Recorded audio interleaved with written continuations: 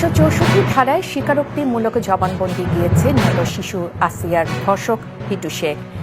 এই ঘরে হয়েছে ধর্ষণ, এই সেই পাপের ঘরটা না? লাইট আছে? প্রদর্শক, এবার আসিয়ার মামলার নতুন মোড় দিল। প্রদর্শক, এই আসিয়ার মৃত্যুর সাথে আসিয়ার ধর্ষণের সাথে তার বোন জড়িত রয়েছে। প্রদর্শক, আজকে সেই আসিয়ার ধর্ষক পিটু আজকে কিন্তু একটি জবানবন্দি দিয়েছেন। এই জবানবন্দিতে তিনি কোন ঘরে কিভাবে এই কাজটি করেছেন তার একটি বিস্তারিত বিবরণ তিনি দিয়েছেন এবং তার সাথে কারা কারা জড়িত সমস্ত কিছু তিনি ফাঁস করে দিয়েছেন। দর্শক, তিনি কি বলেছেন এবং এই ঘটনাটি কোথায় কিভাবে করেছেন সমস্ত কিছু জানবো আজকের এই ভিডিওটিতে। তো দর্শক, চলুন আসলে কি আসিয়ার বোন জড়িত কিনা বিস্তারিত জেনে আসি। ধর্ষণটা হয়েছে কোন রুমে? মাঝখানেরটাই। তালা কই? চাবি কই? ওর রুমের চাবি কই? চাবি কার কাছে? আপনার কাছে আছে? আরে ভাই, ফ্যামিলি সবই জানে রাতের বেলা যে খাইনিটা আচ্ছা ভাই, মূলত মেরে ফেলার লাইন করছে, তারা পারে নাই। চিল্লাচিল্লির কারণে এলাকার লোকজন সজাগ হয়ে সকালবেলা তারা উদ্ধার করে সবাই মিলে। আচ্ছা ভাই, একটা কথা বলি, এই যে একটা বাচ্চারা ধর্ষণ করছে, পুরো রুমে রক্ত রক্ত হয়েছে, ইনারা এতগুলো ঘর এতগুলো বাড়ি, কেউ কি জানে না? জানে ঠিকই, এরা স্বীকার কেন করতেছে না? হঠাৎ করে তারা সেরি খেতে উঠে ব্যাপারটা দেখে, এটা আড়াল করার জন্য প্রথম তারা মাদ্রাসা নিয়ে যায় হুজুরের কাছে। তখন হুজুর বলে এটা কোনো জেন আচরের কিছু না, এটা কি হয়েছে পদ্ধতি বা পরবর্তীতে কি হয়েছে সেটা বলেন।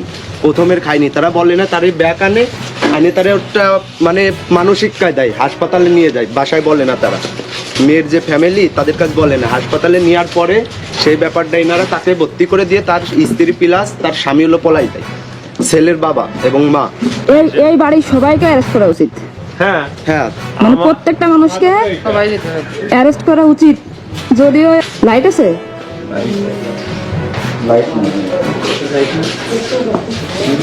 এই ঘরে ঢুকতে কেমন জানি বুকের ভিতরে ছাদ করে উঠলো।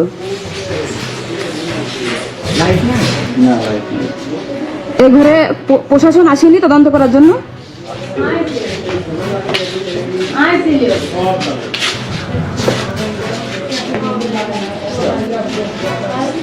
প্রথমে আপনাকে সরকারি লোক আইছে থেকে, তারা প্রথমে আসে সব উলটপালট বড়। ধর্ষণ কি এখানে হয়েছে? এই যে এখানে নিচে রক্ত ছিল কি এখানে?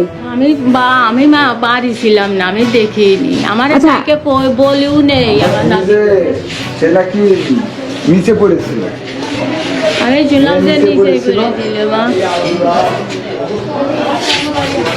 আর আপনার যে ছেলে হিট্টু, মানে হিট্টু নাকি গিট্টু নাম, যে ধর্ষণের মানে যাকে বলা হচ্ছে,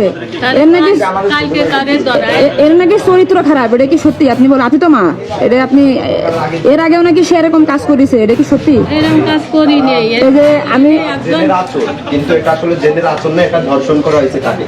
এদিকে আসেন। আপনার ছেলে কোন রুমে থাকে? ওই যে হিট্টু, তাকেও অনেক মারধর করা হয়। মানে এই হিট্টু যে আমার বিটা বল আর ছেলে এই ঘরে থেকে, আর এই মসজিদটাকে আমার সজীবীর ঘর। আর এই যে এই রুমে বাসার মধ্যে ঢোকাই দেয়। এই ঘটনা তার সাথে করতে না পারে রাত 2টার পরে। এই যে এই রুমে আমার করোনা ছেলে থাকে, তারে দিয়ে দিই। এখন কি 3 জনকে ধরে নিয়ে গেছে? হ্যাঁ, এখন আপনার আমার ছেলেরা কালকে ধরাই দিছি মা, কালকে ধরাই দিছি। কালকে প্রথমে যারা আইছিল থানা থেকে, তাদের কাছে এসে দারোগার কাছে আমরা দিয়ে দিছি। আর আপনার ছেলে যদি ধর্ষণ করে থাকে, আপনি কি তার ফাঁসি চান? হ্যাঁ হ্যাঁ, আমি চাই। ঠিক আছে, যদি আপনারা রিপোর্টে যদি যা পান, আমি তার এখন আপনার যে পুতা ছেলে, সাজা চাই। আপনার যে পুতা ছেলে, সে তো স্বীকার করছে যে তারা বাপ ছেলে মিলে ধর্ষণ করছে, তাহলে কি হবে? আমার পুতা ছেলে, হ্যাঁ, সেটা আপনাদের ব্যাপার, আপনারা যা খুশি তাই করেন। আমি বলবো না যে আমার ছেলে করুক আর আমার পুতা ছেলে করুক, তাদের সাজা আপনারা যে খালি পারেন সে ফেলে আপনারা সাজা দেনকে। আমি ওর মধ্যে আর কোনো আমার। আপনি ছিলেন কোথায় যখন ধর্ষণটা হয়েছে গত রাতে? তখন কই ছিলেন? এই ঘরে শুয়ে থাকি। তো এই মেয়ে চিল্লাচিল্লি করেনি বাচ্চা মেয়েটা? না না, আপনার যে বিটার বউ, যে হিট্টুর যে বউ, উনি কই আছে? আপনি কান্দেন না বাবা, আপনি কান্দেন না, দোয়া করেন, আসিয়ার জন্য দোয়া করেন।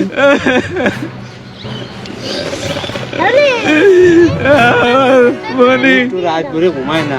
এখন মনির কথা মনে পড়েছে রে, এখন মনে পড়েছে মনির কথা।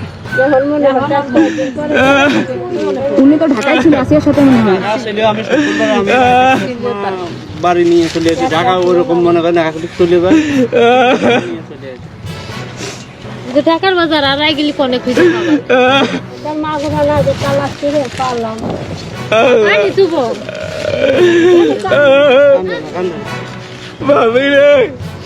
কি কব ভাই?